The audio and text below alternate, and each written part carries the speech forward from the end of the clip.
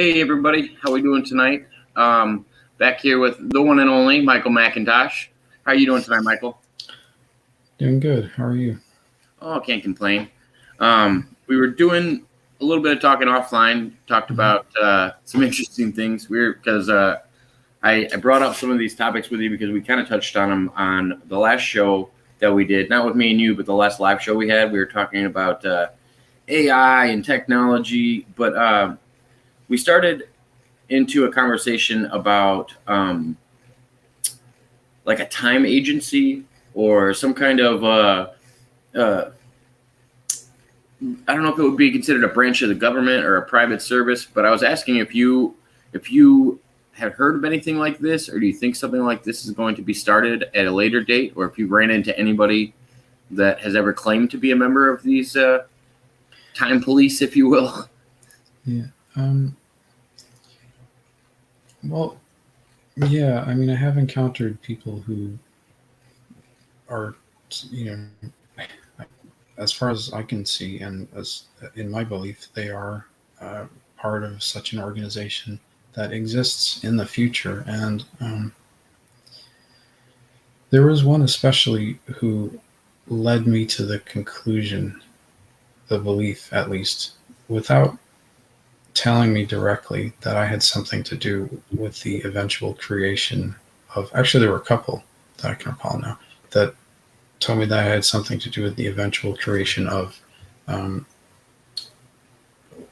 what would be called the National Time Travel Organization in the United States, but would subsequently an, become an international organization, which was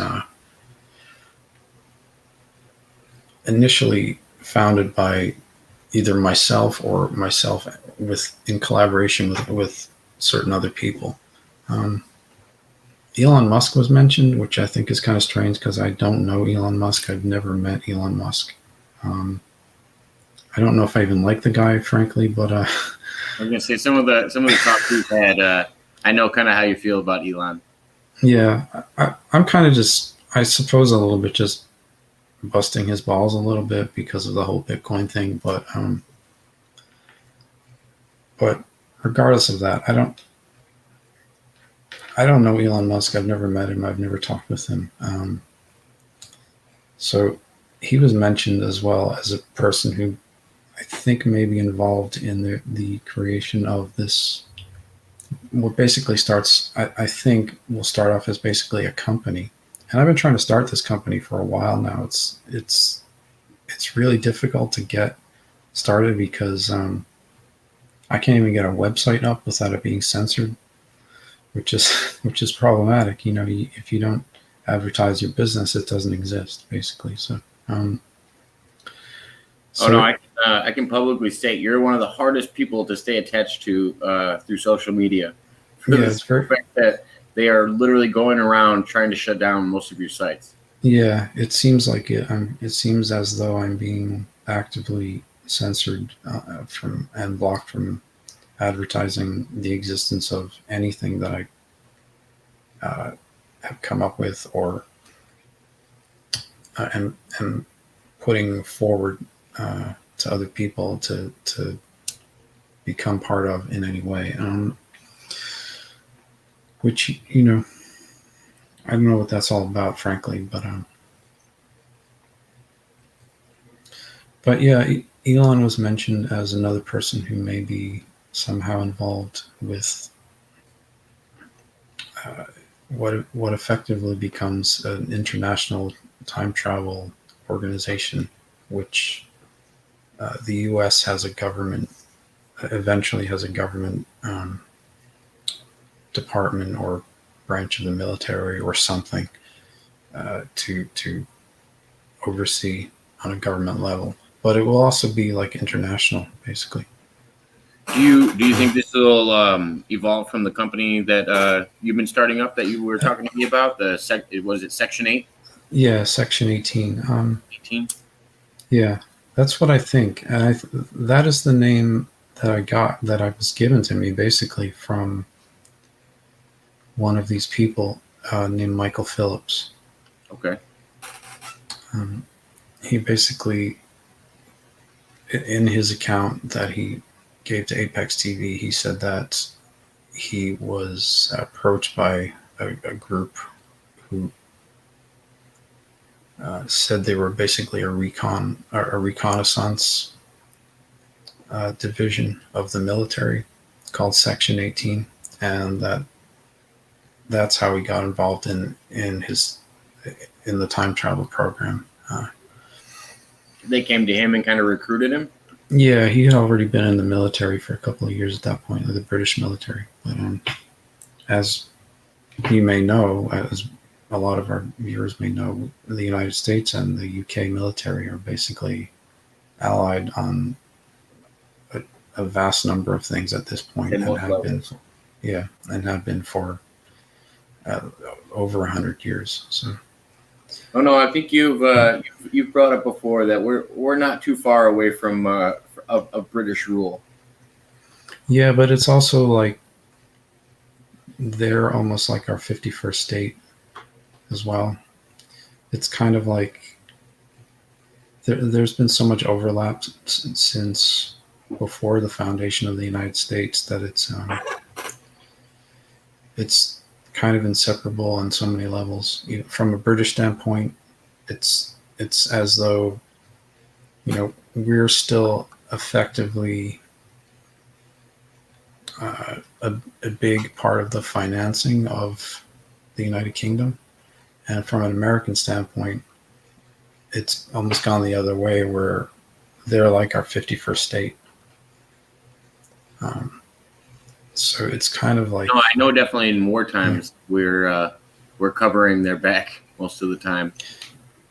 Yeah, it depends on the conflict, but there's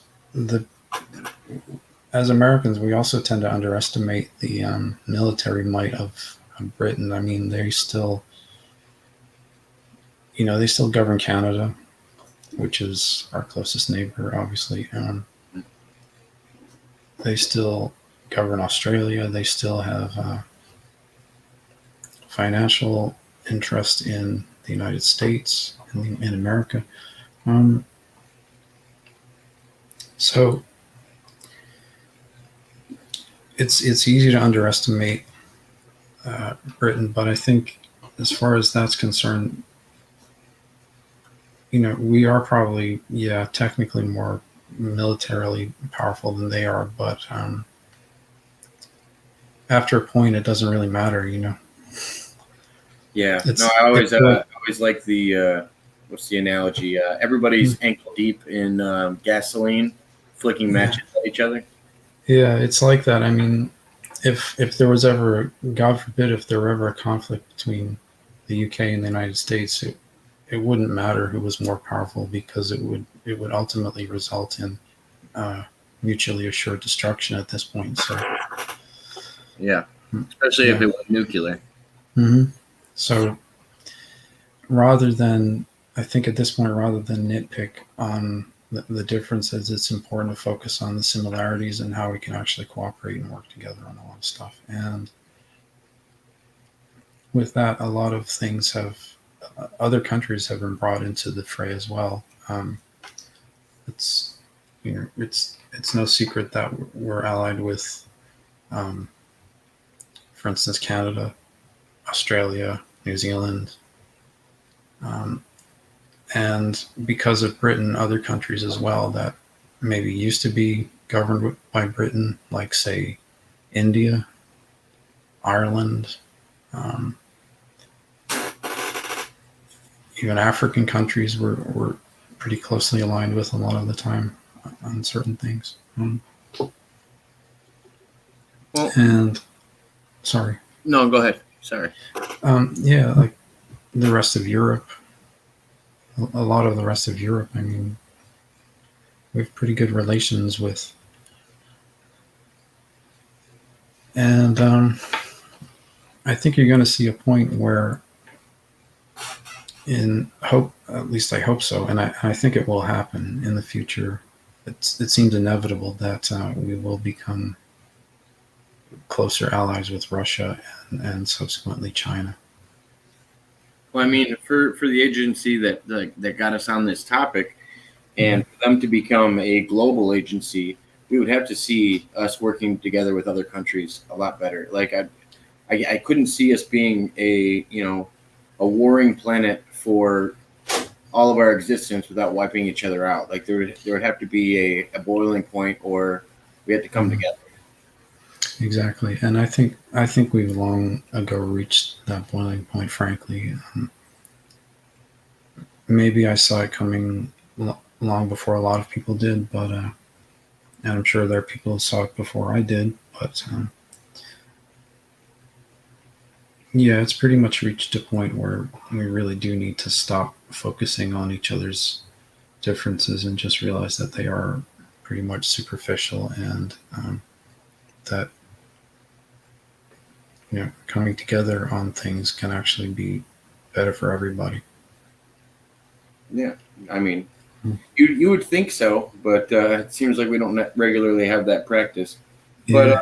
going back to Michael Phillips, so when this agency came to him, um, in just like the timeline of things, and Michael Phillips's timeline and your own, is this before or after your guys' meeting at that party? For him in his life, that would have been long before, I believe. Okay, Because so he was already a member of that agency at the party. I think so. Yeah. In fact, it was that agency who enabled him to travel to that point in time. Okay. Um, it's not really. It doesn't really seem like in the future when time travel becomes more accessible to the public that people will just be allowed to do whatever they want. It seems fairly regulated, and um, because of the possibility and probability of really screwing things up, it has to be kind of mitigated as far as what kind of damage can or cannot be done or allowed or not allowed to happen. It seems very strict, in fact, and it seems a lot of times only military people even are allowed to have access to it. So The other thing I was wondering is, so when they go back and recruit these people for this time agency, do they give them like a universal thing, like maybe a wristband or something like that, that everybody uses to travel? That's kind of a universal tool that everybody in this agency uses, or do they all have different modes of ways of traveling? Or is it done for maybe a specific location where you have to, go to a destination to travel through something? honestly, I'm not really sure because that's not how I experienced it. But it seems likely that depending on the country or region, that there are different methods and different types of making sure uh, these individuals have like the proper clearance and whatnot to engage in this activity. But that's not how I experienced it. I was never involved in military time travel, to my knowledge, or at least not like I guess maybe during one experience, but that was in a different setting entirely than like on a military level. Actually, I think I don't know. Actually, it seems then maybe there are instances where they can bring people in and without without without them knowing even what they're getting involved in. Like when I was a child, I talked the experience I talked about when I was a child. It seems like maybe I didn't even realize that that's what I was doing, but I was brought into that anyway. But it seems like mostly that it's just for authorized people. Okay. Um, No, because I was just curious maybe if they had some kind of universal device that they use to travel, or mm, they once they get accepted into the agency, they just go to certain places to travel, or how mm, it worked. I didn't know if there was any kind of coordination to once you're a member of that organization. If you guys are using a universal way of travel or something like that. Um, I don't know. I mean, I'm sure the methodology is all very similar, but I really don't know the science behind time travel other than like the rudimentary physics surrounding it because I did study physics, but I'm not a scientist, you know. So, are they considered like one of the alphabet agencies in the future, or are they considered maybe more of a separation from military? Yeah, I mean, I think in the future, what I can discern is that the U.S. has an open, public, official national time travel organization, and it's basically at first only for like military usage, but eventually it becomes accessible to like wealthier people because it's expensive to operate apparently. But even then, there's you can it's not just you're not just allowed to do whatever. You have to kind of learn how to do things properly before doing them. So it's not like you can just buy your way into it. It's Do like you you think? really have to. Do you think when it first, like the way you just described it, how it kind of started out military, and then some Mhm. rich people kind of had access to it? Do you Mhm. think it got abused, and that's maybe why this agency was started, or is there a risk to multiple people messing around with time travel, if you will, or just kind of using it as I don't know, a luxury, if you will, like just being able to do it and calling it, it could be what you'd consider a trip or something like that, like a vacation. Yeah, there's definitely room for it being abused and used to cause chaos, but it seems like eventually that just becomes kind of not a thing, and that it's pretty much because of the regulation surrounding it that it becomes not a factor in terms of how it can impact historic events negatively. Um, I wonder who has something to do with that. I think personally I might because I have a very good level of understanding of how it works. And I also have a good understanding of how it could be, like law could be used to, and rules could be set to ensure that detrimental things don't happen in advance. Um, so I don't know. I mean, maybe that's part of why I have something to do with it. It's a kind of a unique set of uh, qualification. I don't know if you want to call them qualifications, but a unique level of awareness, I guess. Well, and the more we've talked, it just Mm. seems like you've had that general respect for these technologies as long Mm-hmm. as we've talked, because you've even talked about other people wanting to, have these things released to the public, and they don't really have a strategy for how they want it, whether we're talking teleportation, time Yeah, travel. It just seems to be kind of willy nilly. We just want to rush it to the public and let people know we have it. yeah. To me, that's terrifying, frankly, because I know just how badly these things can be misused and abused, and that would be just probably one of the worst mistakes anyone could ever make. Is just to, a society could ever make is just to unleash this technology without proper guidelines in advance. Um, so that's another thing that I'm proposing is that we do kind of try to make sure that damage isn't going to occur. Maybe some regulation. I know regulation is a dirty word to a lot of people at this point, but sometimes it's necessary. Yeah, or just protections. Mm-hmm. I mean, if you think about them as regulations, I could see it being a problem. But if you thought about them as protections, Protections, yeah, that's another way because to look at it is something for the betterment of humanity if you're actually Mm. trying to protect them from themselves in that sense. Because if you want there to be a future humanity, you're actually going to have to follow a few simple rules. Right. You'd Yeah, think. exactly. Yeah, and some people just don't like to be told, they can't do this, or this at all. Like they want the ultimate like final say for themselves about everything. But the truth is, it just doesn't work that way. And like when somebody knows better, it's the responsibility of that person to kind of protect you from what you don't know as well. And that's where I think people like me are probably going to come in. It's like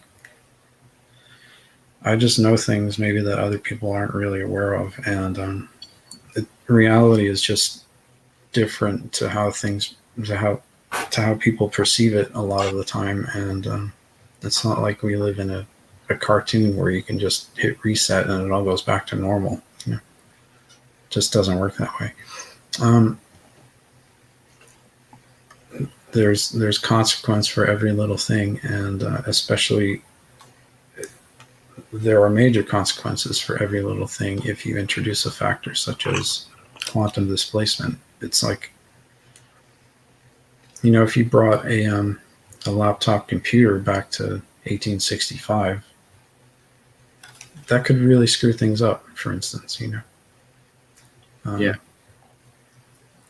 On such a vast level that like people can't even comprehend just that one little thing. You put any merit to like when people find like an old lighter that's encased in a rock that's several thousand, 100,000 years old that wouldn't actually fit in our timelines, or hammers that would pre-exist or predate humans, stuff like that. Do you put any merit to that? Do you think it had to be something like a time travel, or do you think it could be more down the lines of maybe a lost technology? Maybe we had more technology than we thought we did in the past.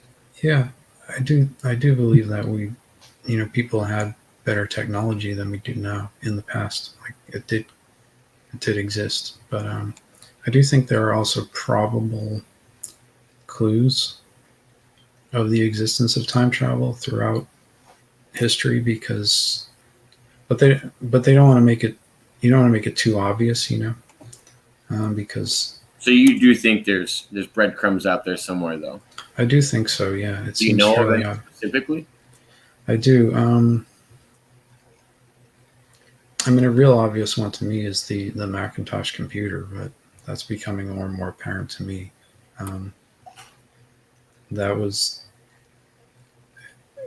It was released in 1984. Now, a book that I'm a huge fan of is the book 1984. And when I think about it, Steve Jobs really was like a father to me, because he introduced this computer, which resulted in me being raised with an abundance of information and knowledge at my fingertips. I was one of the first, kids to get into computers in my class, in my age category. I was using a Mac computer, I think by 1985 or 6. So most kids didn't really have that, but I did, and if you look at the Macintosh, the Apple Macintosh commercials and stuff, they're kind of like foreshadowing a lot of things. It's just really telling, and it seems like Steve Jobs had awareness of the existence of time travel. It just wasn't coming out and telling anybody, but he was dropping a clue, or somebody at the Apple company. But there's a lot of stuff like that. It's hard to. I'm trying to think. I mean, I have noticed these things, but other examples are eluding me right now. I should write them down next time I start thinking about it. But Do you think? Do you think what we think of as the Mandela effect is somewhat of a clue to that? the Mandela effect. That's true. I have experienced instances of where that has probably happened as well. And yeah, that could be. Or do you Could think? very well be. I mean, or do you think that's direct changes in the timeline that have been made that we're just kind of living through? Yeah, it could be both, really, couldn't it, when you think about it?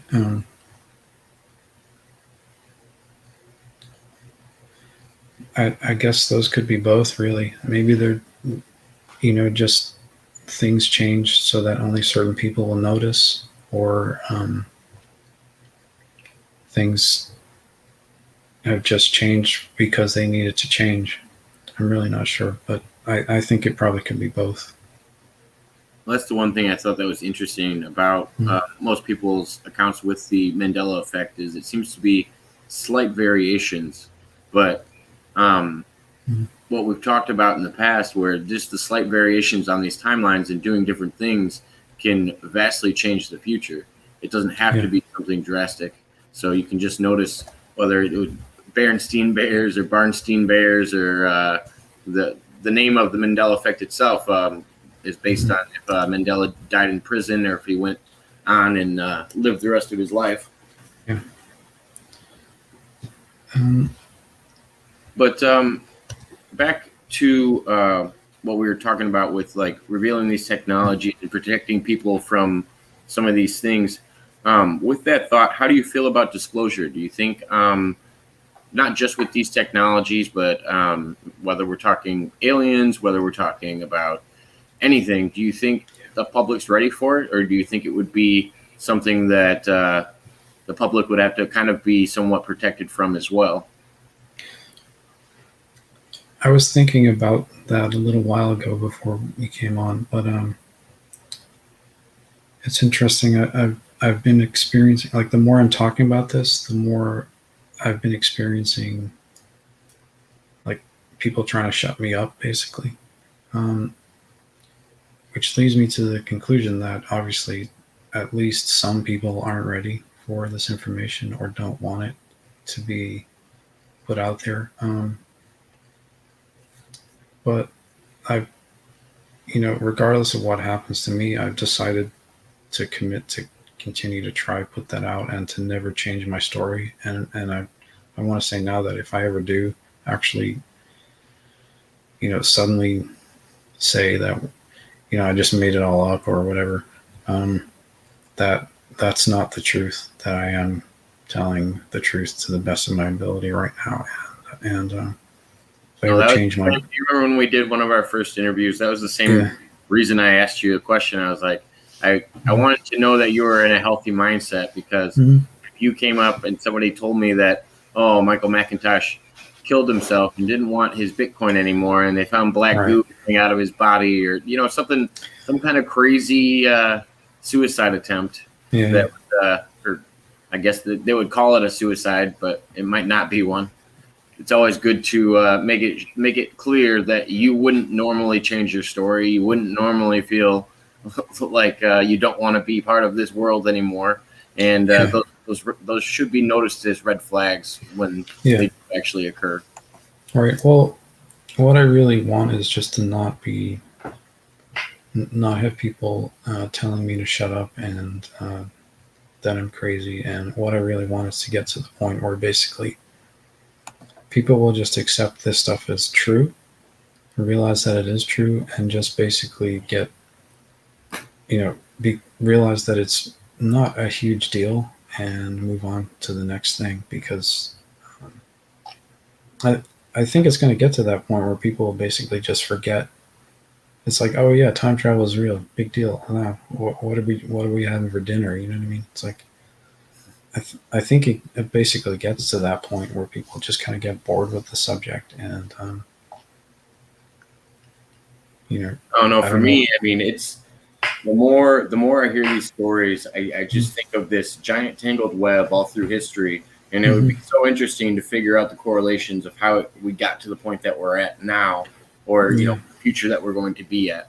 But I wanted to jump on here and Mhm. answer Zachary Kim's comment. He said, "Hi, Mr. McIntosh. So the 731 interview got private because Jacob needs Mhm. to do some edits to the video, and said, could you help me?" But Michael's stuff isn't getting edited. There was some political stuff that got skewed through most of the interview, and I have to actually go back and redo it. So if you want to, if Zachary, if you want to ask any of those questions, we could probably ask them today as well. If because I don't know how soon I'm going to be getting that interview up. Yeah. And I don't know how Jacob wants to edit things either. So, Oh, and I mean, I would actually love your help. I don't know if you. yeah, I just wouldn't. I just don't. I just don't put that on anybody else's shoulders. yeah, and I'm in California. He's in Illinois, so it's kind of like it might be a little bit Oh, difficult. I could always send you a file. We could figure something out. Yeah, but I don't know what you want to cut out or what needs to be cut out or any of that. I'm not. You're probably more knowledgeable of that than I am. Oh no, you'd have a pretty good idea watching it. It's basically just some of the stuff that we might have went down a political avenue talking about certain individuals that shouldn't have been talked about, and Okay. yeah, but it's neither here nor there. But eventually, Yeah. hopefully, we can get that edited out and get that back up. Well, I'm usually pretty sensitive towards what bothers other people, but sometimes it's like sometimes I might not be either. But because of lack of awareness, maybe, frankly. But it's not like I'm trying to be rude or insensitive to people. It's just sometimes I just don't know what's bothering people, and that's how I am. I'm a little bit older, I guess, maybe. No problem, Tiffany. Yeah, I saw Terry was in there. I saw Mud Rabbit was in there. It was a nice little get together you had. I appreciated getting to stop in, and I love seeing your work. Let's see here. Zachary had some And more. I grew up in a rough neighborhood anyway, so it's kind of like. Well, that's that New Yorker in you. Oh, I'm not a New Yorker. Well, no, I'm just saying that area. Yeah. Well, I'm a Bostonian, but I feel like Long Island, New York, and all those places eventually get categorized into each other. well, we're a lot worse in Boston, frankly. I grew up in Boston, but I moved to New York. I thought people were nice. I thought the New York people were a little nicer. Yeah, frankly, but I come to realize that a lot of things about New York, but people act nicer, but they're not necessarily as nice. But Boston people are just a bit more honest. Oh yeah, my favorite is it Bill Burr. He's probably my best example of honest Boston that you can get. Yeah, He is so just kind of clear and unfiltered when it comes to. You get full Boston from him all the time. yeah. It's like if we have a problem, we'll just tell you, and we won't like we don't really care. Like that's just the culture. If it offends you, well, we didn't mean to offend you, but that's just how it is. It's like if something's a problem, we'll just tell you. It's a bit more blunt. New Yorkers are more reserved. I think they're a lot more. They cushion everything. Zachary, if you have those notes, if you rewrote them, or you have anything you want to add, yeah, feel free to ask. We will try to get to your questions as well. But yeah, no, I've always thought New York, pretty much New York to about Philly, Mhm. all kind of had their own neighborhoods and attitudes to their areas that were very significant to that whole coast coastal area. Yeah, there's a lot of variety, especially in the Northeast. I think people tend to put it all in one category, but there's Boston people, there's Maine people, there's Massachusetts people, which are different to Boston people. There's you know people in New Hampshire are different as well. It's just different cultures. Um, but I don't live there anymore, so. Tiffany said, "Oh, Michael, you're only as old as you think you are." Yeah, I'll probably go back to New England though when I get some real common sense. But Do you think time traveling has done any wear and tear on your body, like when you think of like radiation or anything like that, or do you think it maybe made you older than you would have been, like actually progressed to your body's age? I think it might have mentally, but not necessarily physically. Um, I mean, I'm actually a lot like in as I am. I still get mistaken for being in like my late 20s, early 30s sometimes, and I'm going to be 47 in like a couple of weeks. I'm gonna say pushing 50. You look pretty good pushing 50. Yeah, so I mean, Like mid-30s. I get mistaken for being a lot younger. So actually, I don't know. But mentally, I'm definitely probably a lot more advanced than people like twice my age when it comes to a lot of stuff because I understand a lot of things that they haven't necessarily had the exposure to. Um, but then on the other hand, I read books that they don't read either. So it's kind of like it's maybe a bit of both. Let me jump on some of these questions here. Hmm. Zachary Kim said, so like I said, the time traveler from 3300 said about the future wars being between humans and robots. Hmm. Well, I hope not. Yeah, that wouldn't Maybe be more. maybe there's some way to mitigate the damage done from that as well. I don't know if that is real or not. I mean, I think, frankly, a lot of people who come on like Apex TV and stuff, they're just kind of, they don't really seem to me like they're based in like actual science or physics. Like it seems like they don't really know what they're talking about a lot of the time. Now, I'm not here to like say that people are bogus or faking or anything like that. That's not really for me to determine, but it seems logical that there are at least some people like that. Oh yeah, and we were talking about this when we were talking about the time agency, and you Mm-hmm. can see that there probably would be defactors that are trying to bring down the whole uh, time travel agency, people being allowed to time travel, maybe wanting their Mm-hmm. own course of events to take place. Like Right. knowing that you only have to change a slight amount of things, you could literally make a video trying to convince people something was real about time travel that actually made a difference in a future scenario. It could be the smallest thing to Mm-hmm. trickle into a larger wave in the long run. Yeah, it's interesting. I guess I hadn't thought too much about that, but it does seem like there probably are agendas that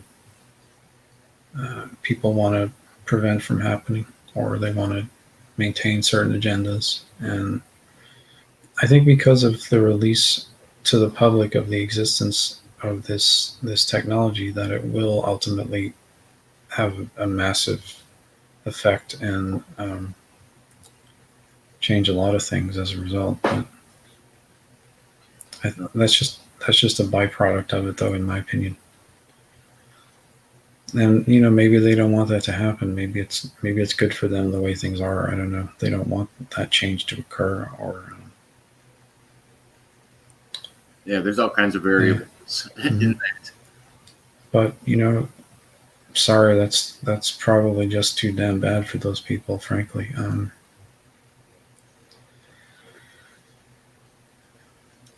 Didn't.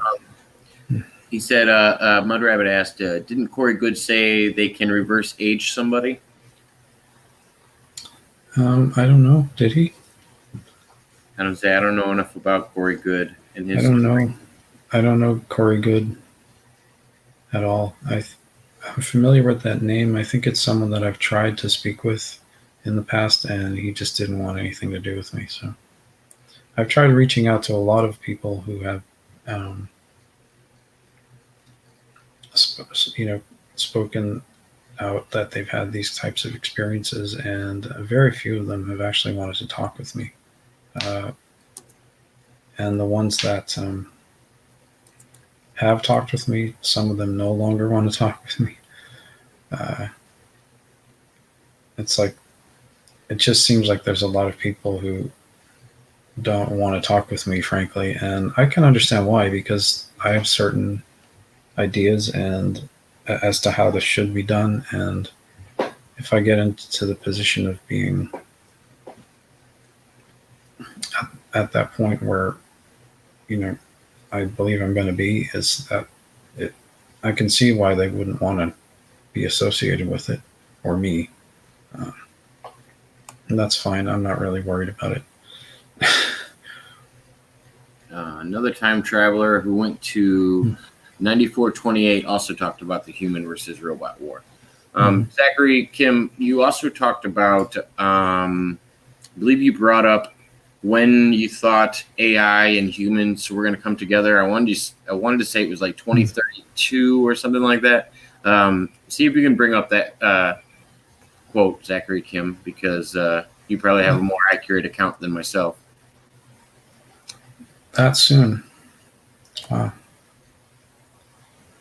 That's like next week, in my opinion. But oh yeah, in the eyes of the Earth and people on it, that's a very short period of time. Yeah. Very. But the difficulty for people is that, they're still stuck in this like linear thinking about everything. Time, like everything's in a straight line. But reality just doesn't actually work like that at all. It's like, it's expansive. It's open. It's like a giant ball of string in a way. And you can step in or out of it if you have the proper technology. I don't know how that works. I don't understand this. How do you think of, okay, so I got into a deep conversation with a couple people about this the other day. What kind of universe do you think we have? Do you think our universe fits more along the lines of like string theory, or do you think it's more of like a multiverse theory? Just speculation, of course. You might not know the exact answer. I don't think anybody does, but yeah. I don't know. That's all I can say. I mean, I don't know that either of those are true, and I don't know if maybe something else is true. I just really don't know. I mean, the universe is potentially infinite, so. Mudrabbit said, it's my understanding that we have choices that can lead us onto different timelines, either in groups or as individuals. Mm-hmm. Let's see here. Catch up this chat a little bit. I think that's probably true for a lot of people, and I think for other people it's probably not true. I think it really depends on the individual, frankly. Like, for instance, I hate to talk about this guy, but if, say, Adolf Hitler had chosen to go for a beer instead of go to a political rally at a beer hall, would he have eventually become the Fuhrer and invaded most of Europe? I think the probability is that he still would have ended up in that position regardless of what he tried to do or tried not to do, because it was likely predestined and foreordained for that specific individual. And I think some people are like that, regardless of what they try or try not to do. It's just going to happen anyway. So, do you think there's some fixed points in history that are meant to Yeah. happen, but there's some that can be changed? Um, there are some fixed points, but yeah, I mean, it depends on the nature of that fixed point, really, and that individual. It's like, and and when you start thinking about this stuff, it really starts to veer away from scientific and more into the theological realm, which is another area of study entirely. I've spent a lot of time studying theology. Actually, I don't know if I mentioned that. I think I have, but I've been a minister for the last 21 years. You know, I teach the Bible. I've studied the Bible since I was still in my teens. You know, I started studying it when I was in my teens, and I know a lot about it as well. That really helps.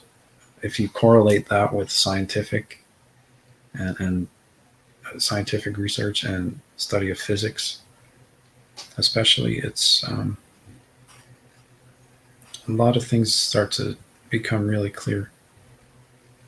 Do you think of when you think of the Bible? How do you think of it? Mhm. Do you think of it as a gathering of information from a lot of different religions and cultures, or do you think of it as, the Earth is this many years old? This is, God spoke us into existence, and He only created this planet.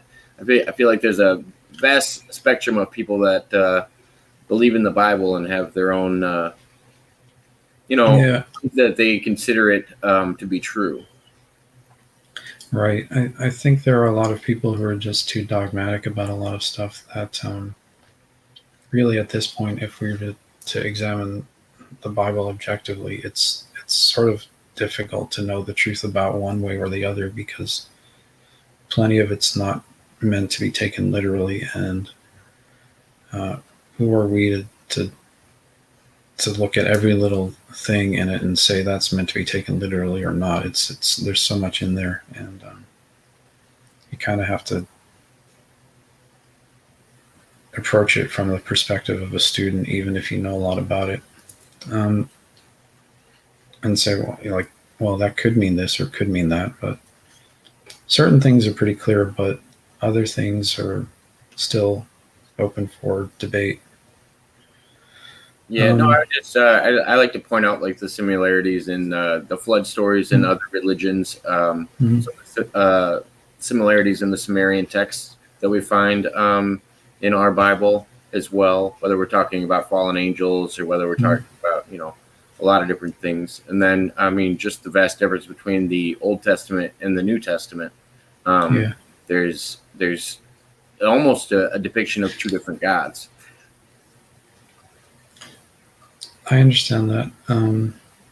I love picking the brain I of somebody believe. that studies Bibles or studies religion in general, because I love to get, their comprehension of it and what got them to that point. I'm Yeah, not making any judgment on your beliefs at all. yeah. For me, it was just a. I mean, I didn't always believe in God anyway. I was raised with a fairly agnostic approach to religion and God in general. But it just, after a point, it was something I couldn't avoid. Uh, and I got into studying and researching with the help of some friends, actually, because I couldn't have done it on my own. And that was a long time ago, a very long time ago now. But I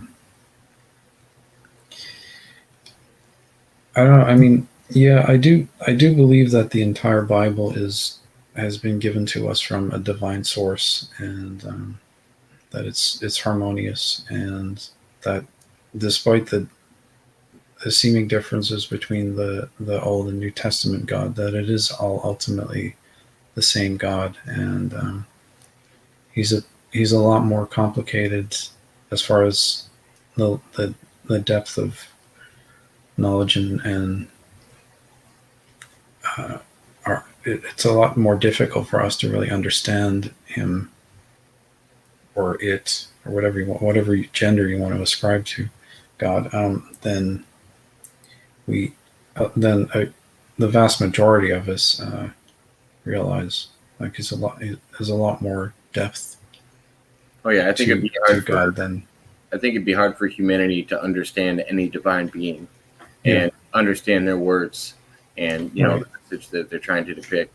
That's why I also always wondered if the King James version was the right version, or if this version was the right version. I always worry that the human influence sometimes played too much of an influence on writing the actual story sometimes, and how much of it is left behind what that was the actual word of God, or even Yeah. the translations into English from Hebrew.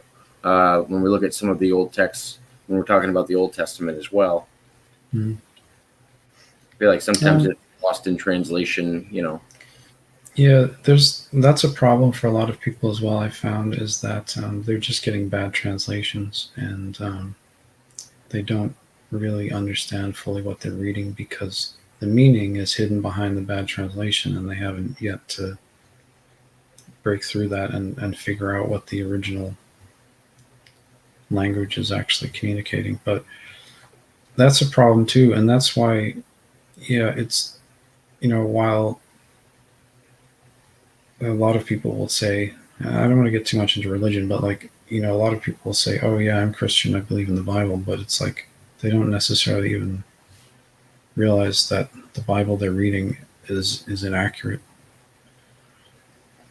It's very possible. Yeah. Yeah. No, I mean that I've always and when you know that there's so many different versions of the Bible, you know that they can't all be exactly right. Like Right. there has to be. I mean, there's probably some truth that overlaps in all of them, but Mhm. there's probably some that where they veer off in different directions too, just from Yeah, personal interpretation.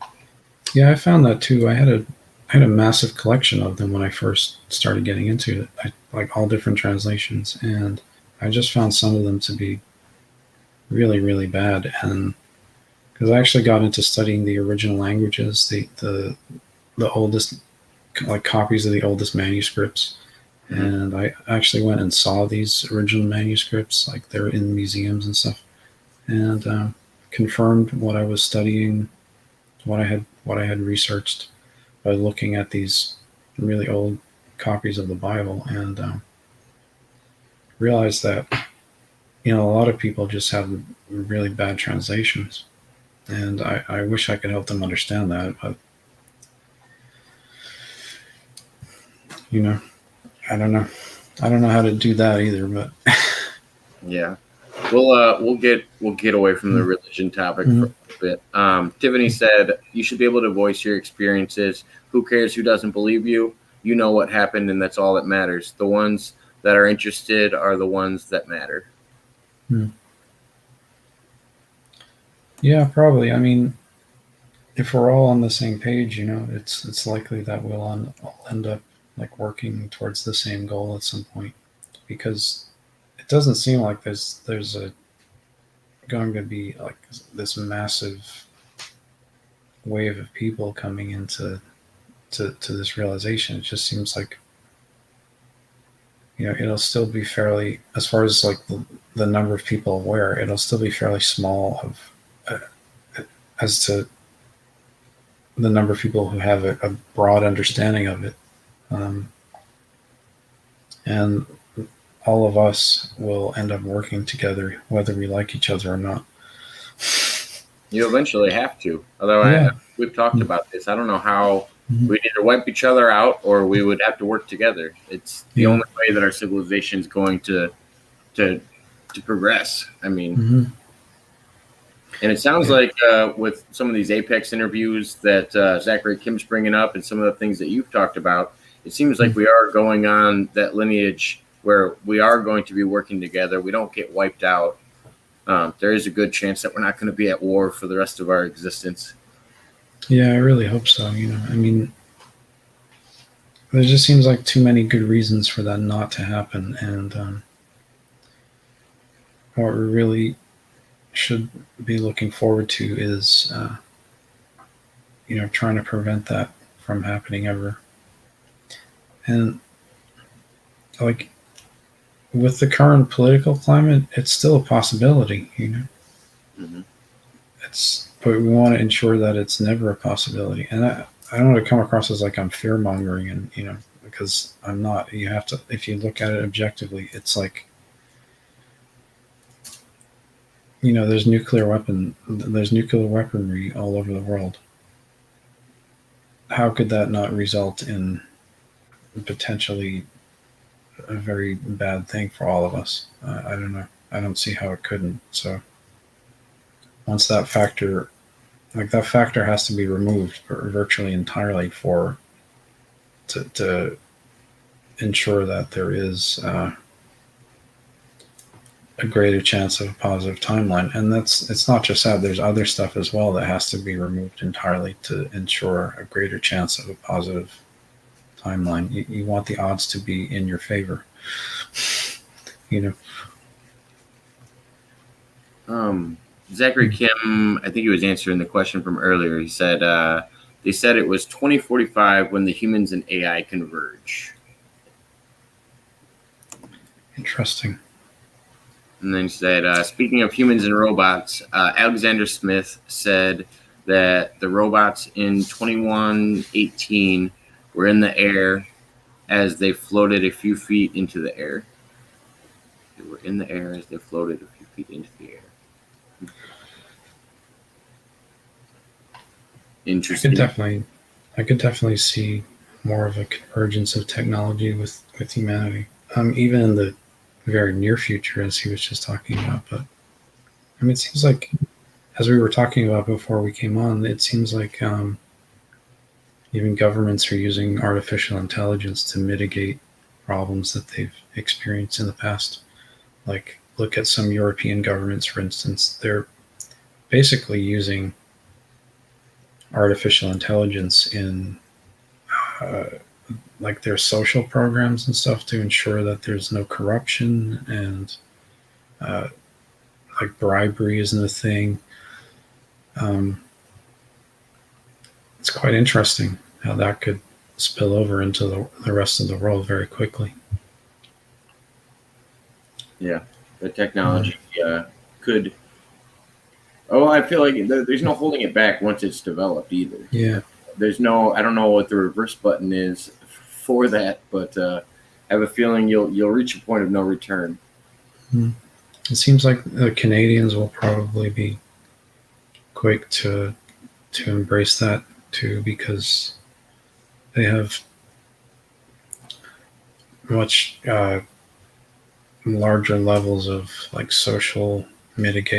government mitigation of social problems in Canada than we do in the United States. In fact, if anything, I think the U.S. might be one of the last countries to do that, to embrace such a thing. But we're slow sometimes. But sometimes it's for a good reason. Sometimes it's for a bad reason. I don't know. Hopefully, it's because we're taking the precautions and taking the steps and being slow for a good reason. Mm-hmm. Doesn't always turn into that. Yeah. And that's another thing. It's kind of like when you realize certain things may or are even going to happen, it's kind of like your own viewpoint on it, whether it's good or bad. It basically just goes out the window because it doesn't matter. It's like it becomes just a matter of acceptance or non-acceptance. It's like, this is going to happen. I can't do anything about it. I have to just accept it, and it doesn't matter if it's good or bad, or I like it or don't like it. It's just, it is what it is. Mudrow said, if we're living on a timeline, we come to a fork in the road. Beyond the fork, there are more forks at infinity, or at infinitum. It's definitely a possibility. Having multiple paths you can always keep branching off of. Hmm. I suppose that's definitely possible. Lots of tiny dots in this galaxy. Yes. And then Terry said, "Robots floating a few feet from the air. Does that mean I finally get a hoverboard?" I don't know. We man, it seems like most of the timelines worked out for Back to the Future. We got that floppy-haired guy as president, and I mean, I feel like hoverboards should be around the corner. Even the what's it called? The Cubs won the World Series at one point, which was predicted in the Back to the Future movie as well. So hey, maybe the hoverboards are coming around one of these days. I like hoverboards. I did like skateboarding when I was a little kid, but I wasn't very good at it. Yeah, it's I'm good at riding it. I'm not good at actually doing tricks or anything like that on a skateboard. Hmm. That's where I lack. Yeah, I was so bad at skateboarding that after a point, like I just I couldn't do anything with it. So I just got better at being a musician. Might as well do what you thrive at. Yeah, that's high school for you.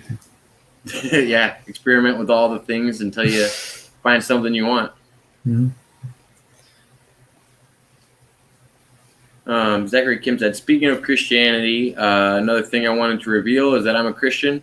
My family identifies specifically with Presbyterians." Congratulations, Zachary. I don't know the specifics about Presbyterianism, but Same. I don't know enough about the yeah. individual branches. Mm-hmm. I know a lot about a lot of the different churches and stuff, what people call Christianity, but I don't want to sound critical of them because you know I respect people as individuals, but and that becomes very personal. It's and if you're criticizing someone's belief, it becomes like an attack on them almost. And I'm not attacking people, but I do believe that a lot of what people consider to be Christian still is effectively obsolete at this point because it's like it things change and um, the Bible itself does encourage us to sort of keep up with the times, and it seems like a lot of so-called Christian churches have served their purpose at this point to me. But that's just how I see it. Maybe I'm ahead of things in that regard. I don't really know, but sometimes they cause harm to people in that regard. They kind of hold them back from realizing what's actually happening now and keep them stuck in a time period where that was how things used to be.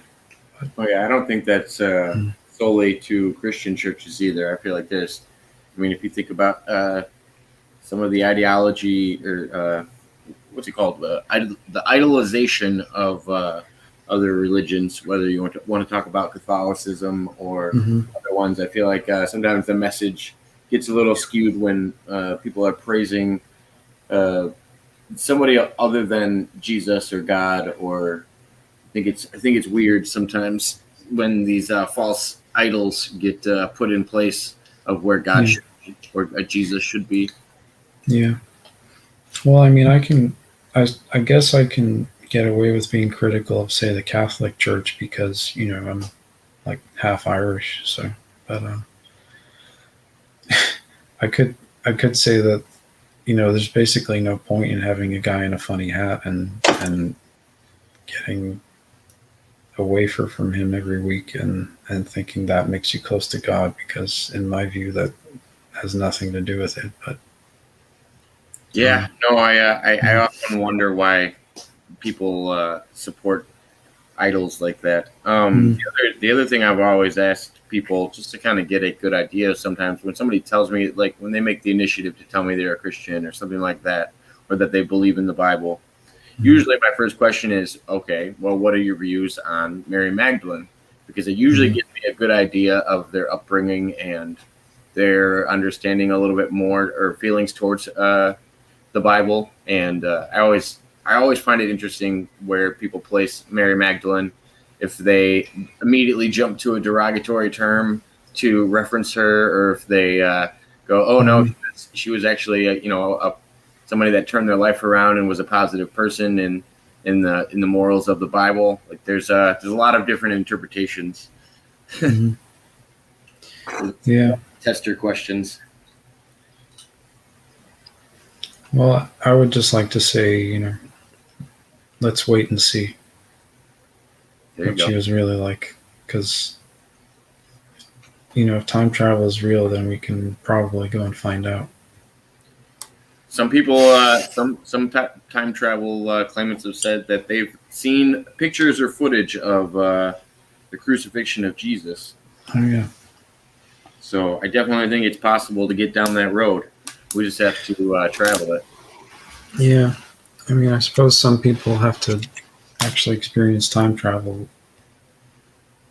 events of this nature to understand that Jesus was actually a real person and he was executed. Mm-hmm. To understand that I don't have to, because I believe that happened, and I don't really need to see it to know that it really happened. I mean, the evidence is just overwhelming. And that's the whole idea of faith and the circumference of the word faith. Yeah, but to me, faith is based on evidence, and the evidence is overwhelming. So I don't really. Faith can be blind as well, though. Yeah, blind faith, but to me, it isn't. I don't embrace blind, like just believing something for the sake of believing it. I think that's foolish, frankly. I think there has to be evidence for or against something to believe or disbelieve. And that's scientific investigation for you on a basic level. So this is a fun question that Terry asked. That would a true time traveler eventually travel down all optional paths? And if that traveler does indeed do so, is it because of their own free will or destiny? Loaded question, I know. Yeah, I guess they could. I mean, if they really wanted to. I mean, but it might get kind of boring, frankly. I mean, like, just because you can walk around the earth, why would you can take a plane? It's a bit more fun to fly in a plane than to go for a walk around the planet. I mean, you could literally walk around the planet at this point. If you're willing to walk across Alaska to Russia, you could walk from New York to London. Just going east, right? You'd have to take a boat from there, but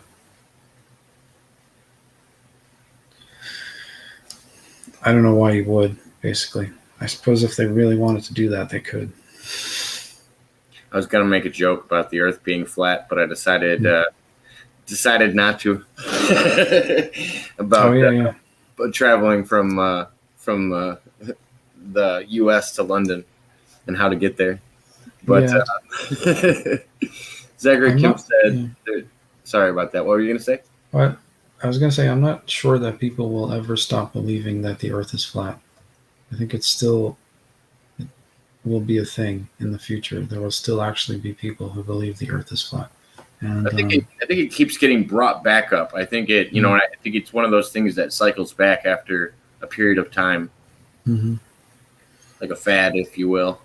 Yeah, I mean, there's a recent rise in like the internet popularity of it, but it was based on a book that was written a long time ago. It wasn't actually, a modern thought. I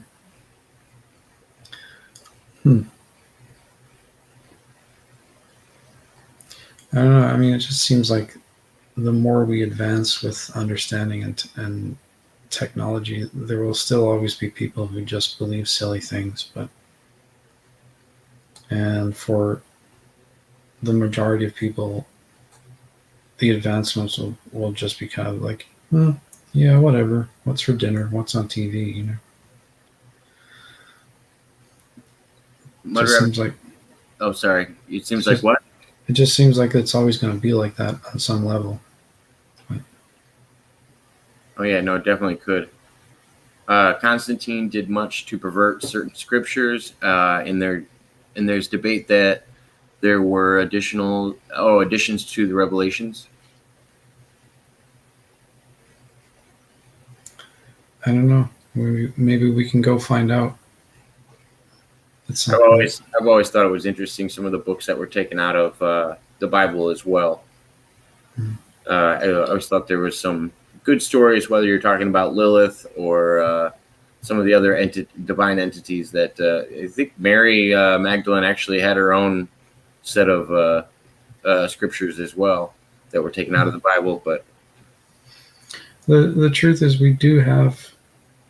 If that did happen, which I assume it probably did on some level for political reasons, as happened with the King James version, we do have very ancient texts that predate these kinds of things that you can refer to that have been made into modern translations directly from the oldest existing.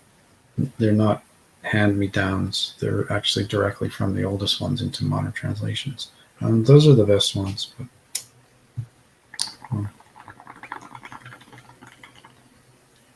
yeah, It's the claims around it seem to be that they didn't fit the timeline of the other books that were presented.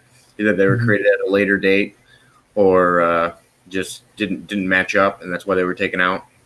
It seems to be the church's argument behind it, but I don't know enough about it. Yeah, I think usually when you get something where there's a church involved, there becomes some sort of political agenda thrown in to create some kind of control. I try to do the opposite. I'm actually the complete opposite. Really, is I'm all for just opening it up and letting people make their own decision. Like this is up to you. You decide. I'm not going to tell you what to do or not do. I feel like there'd be a lot of lost Bible readers if they didn't have somebody to explain to them what how they're supposed to be perceiving it. Because that's a lot of what we get in Bible teaching is this is how you're supposed to take this message instead of just read it on your own, take from it what you will. Yeah. I just think that's wrong, frankly. So. Mud Rabbit said it's not about religion; it's about service to self versus service to others. There, I simplified it. Yeah, that's a really great point. It's like I think that'll be a big part of what'll likely be a paradigm shift. Is that we really are just moving away from what previous generations have historically done, which is just me. I mean, you remember the 80s was the me generation, right? It was all about me and nobody else. To hell with everybody else. It just seems like that's going away completely. And I hope it does. Like the sooner the better, because I think a lot of us weren't really like that. It's just we were affected by it and we had to deal with it.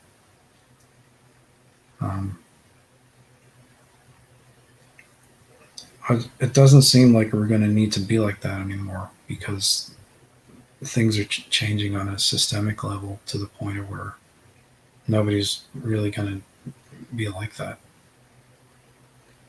I mean, look at, for instance, I don't want to talk about Bitcoin too much, but it's the existence of Bitcoin and things like that are really changing people's attitudes towards money. It's just like, yeah, it's just money. It's not a big deal. You can have a lot of it. It's right there, and it doesn't mean anything. doesn't make you a better person or more deserving of anything than anybody else. It's just numbers in a computer. Well, I feel like That's all it is. Bitcoin is giving other people a seat at the table, though, when you're having these financial discussions, because Yeah. for the longest time, I would say the majority of society didn't even have the ability to be at the table. Yeah. But rather than even just being at the table, like we're creating another table, and they can all just stay at their table, and here we are at our table. That's the way it is. It's like, and our table's better. It's newer. It's shinier. It works quicker. It's like there's more people at it. You know, we have a better table. So Zachary Kim said, also, I said that Michael Phillips said John Teeter stopped a second civil war in the U.S. via 9/11. Mm-hmm.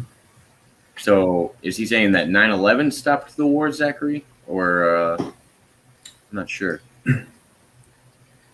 Yeah, I remember the Michael Phillips account. I think it was on Apex TV, and he said how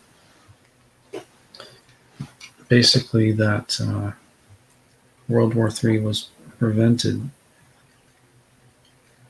but that in order to help unify America, that the 9/11 incident was, I think, basically allowed to go ahead. It was like they knew it was going to happen, but they didn't prevent it. Something like that. And that it was done in order to unify America.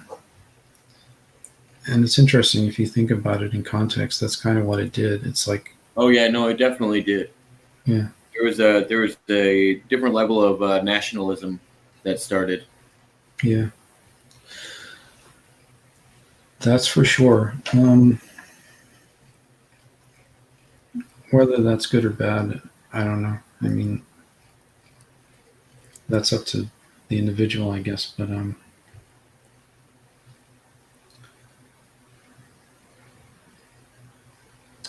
yeah, I guess that's what they allowed to happen. But it seems as though the government knew about that 9/11 was going to happen in advance, and that they found out from time travel. It seems kind of strange, but it's interesting to note that they probably did. There's evidence that they did know in advance, at least, that it was going to happen. Now, some people will say that, well, they knew because they did it. They knew it was going to happen because they did it. But maybe it's true that they knew it was going to happen because they were told in advance by somebody who had already known that it was going to happen from time travel. I don't know. Good point. Yeah, I guess there could be plenty of instances like that, you know. Oh yeah, there definitely could be. Hmm. Kim said a time traveler on Apex said that the Catholic Church forbids people to time travel to where Jesus was. Hmm. That actually fits with some of the people that have talked about witnessing Jesus on the cross. They actually said that they did it via chronovision. They weren't actually in the location. They were kind of dialing in and getting pictures of that said event, is what I was told. But I don't know. I don't know how the Catholic Church would prevent people from doing that anyway. So it's not like they don't own Jesus Christ, so, or his time period. So maybe it's another time agency that's bent on making sure that that event isn't changed, or trying to block it. Do they have exclusive rights to the Jesus time section or something? I don't know. I mean, they did patent the chronovisor and create the chronovisor. Okay. They did. Okay. Did they take a copyright registration out on Jesus or something? Oh, I don't know. That's a good question. We'd have to check the Vatican files for that. Yeah. It's probably listed in there somewhere. Yeah, it's probably not valid under U.S. law, though. I would imagine. So I wouldn't worry about it if you're an American. Let's see here. Terry said, I was actually alive and read the original message board posts when he was posting them in that time. I'm assuming he's talking about John Titor. Yeah, there was some definitely interesting stuff that everybody eventually compiled later once they figured out about it. But at the time, you actually used to have to jump around to old forums to even find that information. Mm-hmm. I've talked with two people who claim to be John Titor. One of them claimed to be the John who had never time traveled yet and who was still a kid, but he knew that he was yet to be involved in that. And I talked with one who said that he was the older John who had already been through all of that, but had come back to this time period to basically live in this time.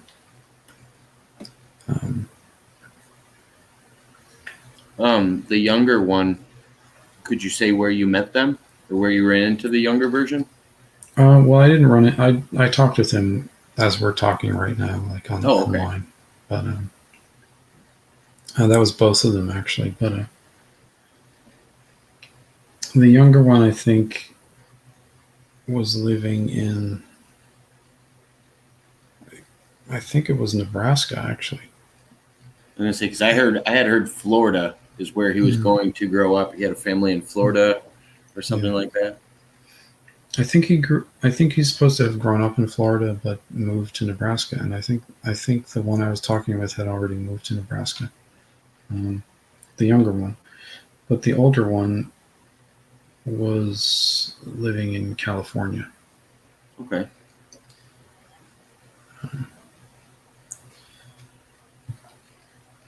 I don't know. I mean,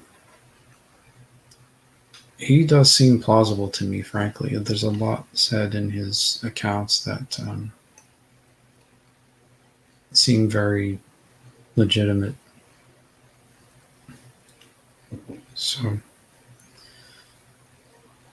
let's see here. You said Daryl Dean and Casper from 2075 said that everyone would be in one global religion in the future.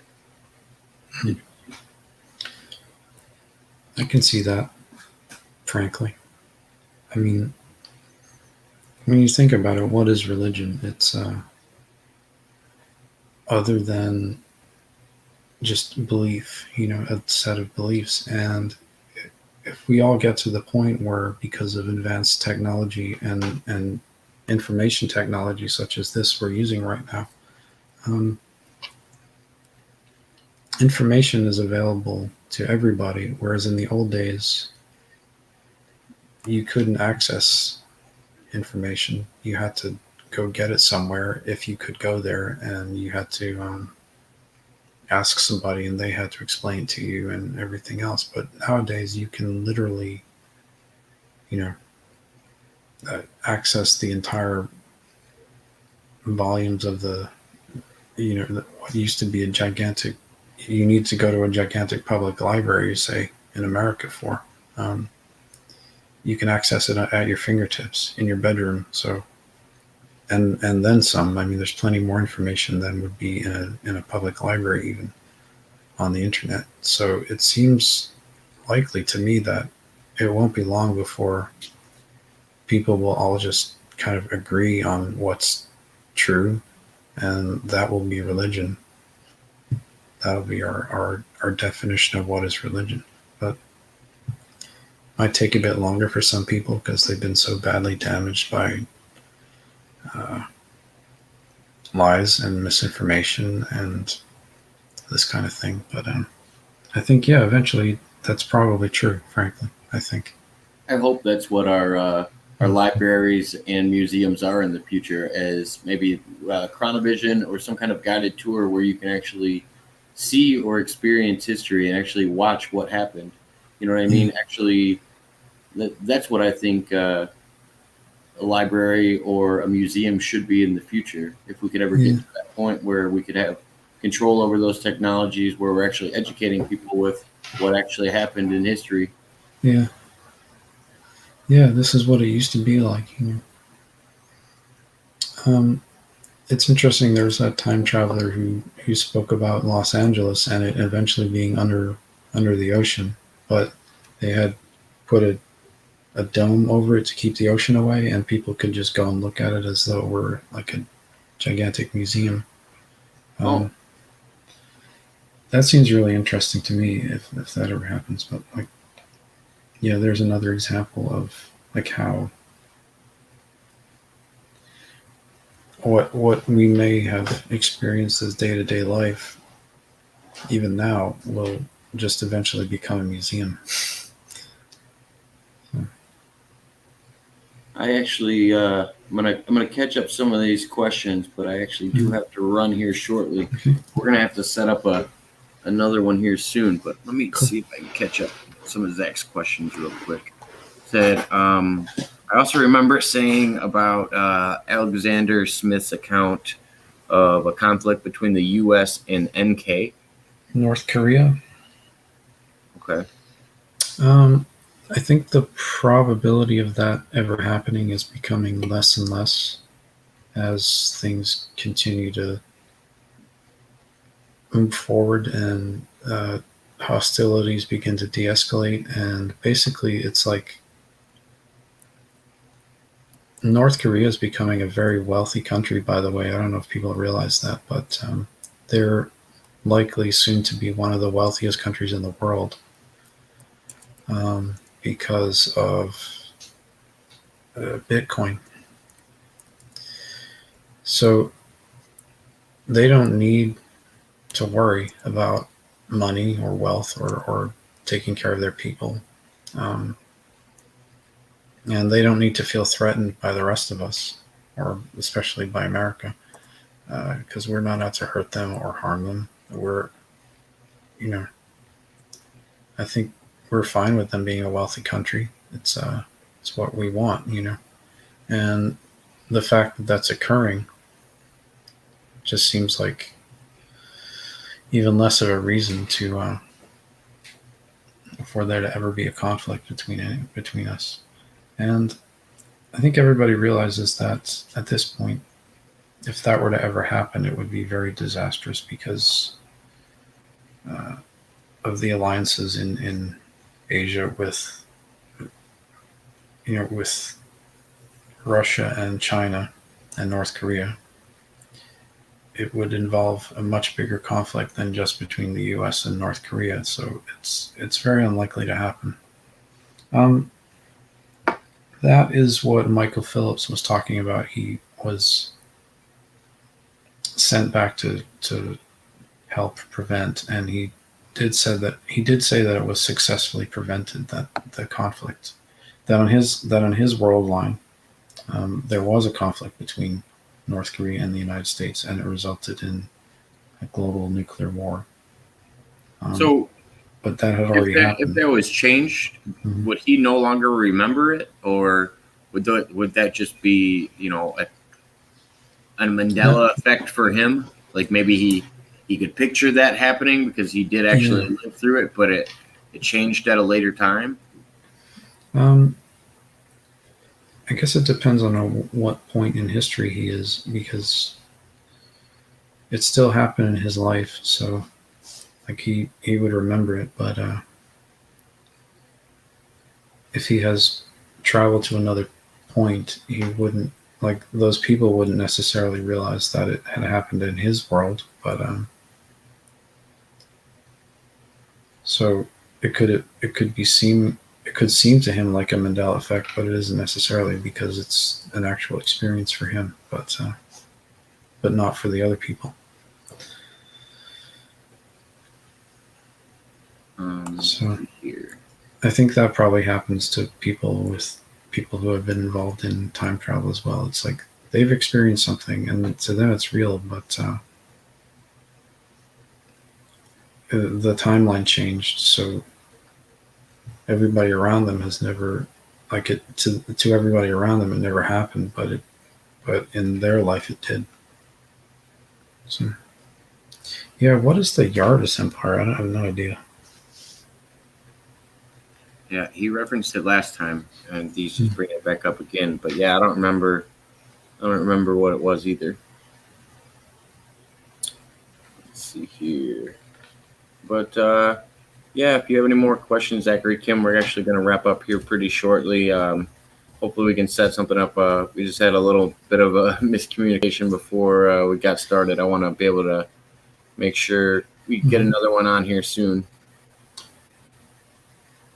He said the Yarvis empires is the one world government. Okay, right.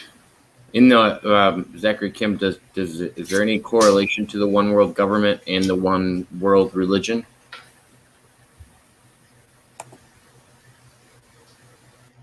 It's interesting. I didn't know they would name a one world government. The, the Jarvis, is that like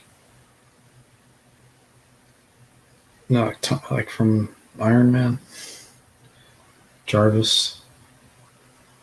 I was reading it backwards to see if it there was any significance in it.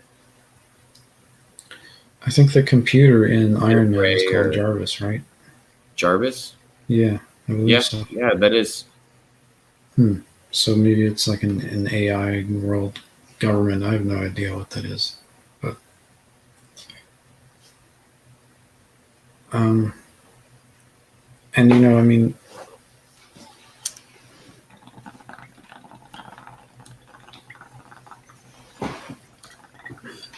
if that's going to happen, I don't know if there's much we could do to prevent it. But Seems like we've been following on that same timeline for a while mhm. of people wanting a one world government, and that's how I see the countries coming together when they eventually do. I don't Yeah, think it's going to be on behalf of the citizens, but it would be nice if it was. yeah, for sure. I would like to see that happen, though. I mean, I don't. I think if our government's just a corporation, for instance, everyone should be paid by it. That's the way I look at it. Well, I mean, you would figure if we just got the transportation down, Mhm. world hunger could be solved pretty easily. I I mean, know I some feel like people will say that's. Some people will accuse me of being of that. They'll say that's a socialism or whatever, but like it's like if our government's just a corporation and we're citizens, then we should be considered employees of that corporation and we should be getting compensated by it. It doesn't. It's not really that. It's not really socialism or communism. We're just getting paid by the company that we're employed by, and that's the way I look at it. And it doesn't really seem difficult for the government to say set up a massive Bitcoin mine, for instance, that could mine money that we could all get paid in. It would be no skin off the government's back to do that, but they just don't do it, and so. and they So won't. those, I have a question about those mining things. So Mhm.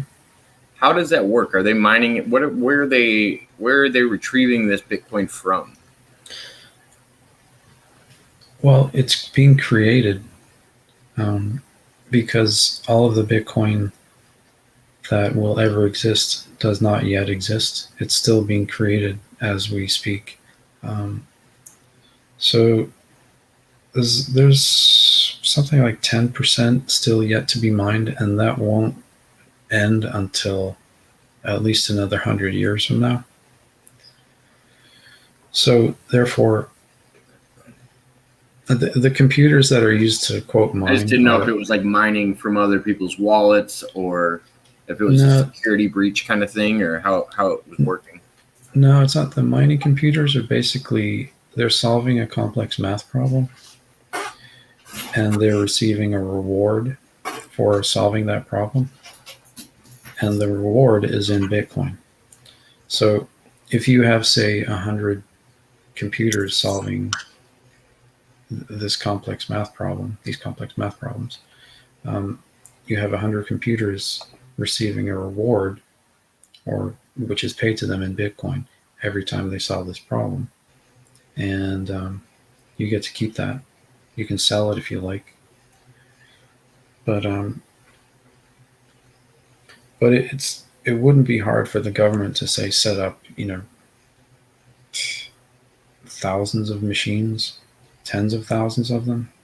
It's not like we don't have the investment funding, the infrastructure funding for that. Um, So the mining, just like any other kind of mining, would eventually get tapped out, though.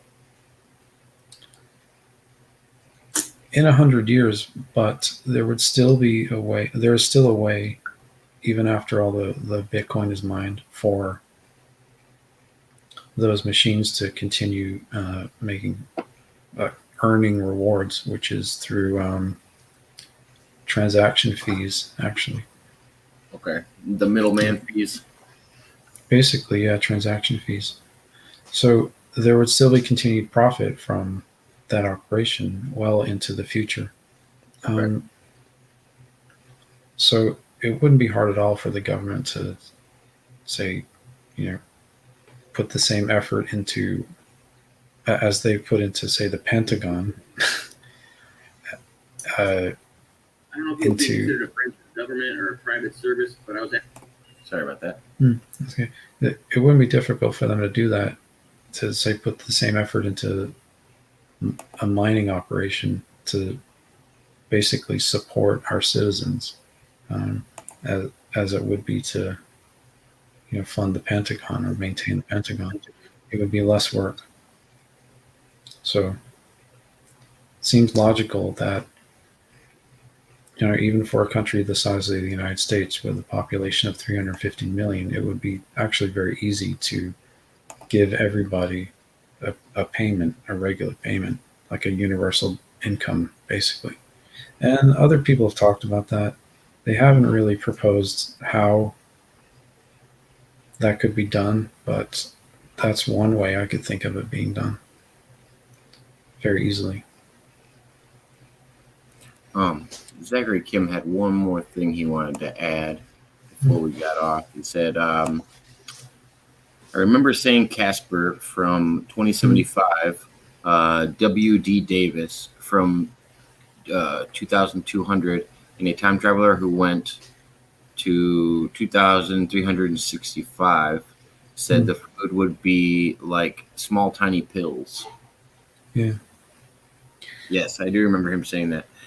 I don't know why, but I keep looking at W.D. Davis and thinking of like Warwick Davis, the guy who played Leprechaun, and he was in Harry Potter and stuff like that. I was like, oh man, if he was still alive in 2075, that'd be interesting.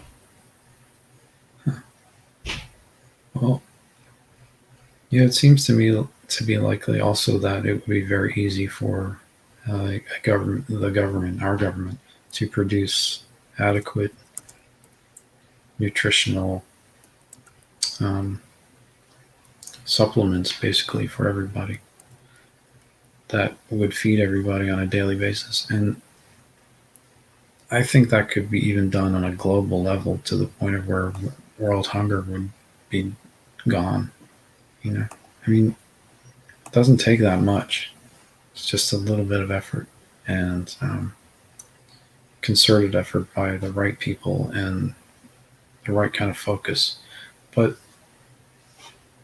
our government doesn't take enough interest in these subjects to actually make these things happen just yet, and they kind of leave you on your own they leave us on our own to fend for ourselves when there could be some level of involvement. Oh yeah, they're not worried about the nutrition or sustenance really of humanity, more about the money making side of feeding your taste buds. Yeah, or like they're still overly concerned with military might, and that's still a priority. Now, I'm not saying that defense shouldn't be an issue, but what I'm saying is, like, it doesn't have to be the only thing. There are other things that could actually benefit people. And oh yeah, we could scale back the military in the U.S. and still be significantly larger than most other militaries. Yeah, and we don't even have to do that necessarily, but we could do additional things like paying people, like making sure everybody has adequate nutrition. We can make, I mean, we can print a house for $2,000 less if we print more of them. You know what I mean? 3D printing homes and this kind of thing. It's like, it just seems to me like that's all, like the responsibility of those types of things could easily be left with the government and could be solved very quickly if the government is actually interested in those things. And I just don't see that the majority of people in the government right now are interested in those things. They're interested in lining their own pockets and threatening our neighbors and our allies and our friends and countries that we really have no reason to have any problem with anymore. It's just 19th century thinking on a lot of stuff, and we need to move forward. It's just time already.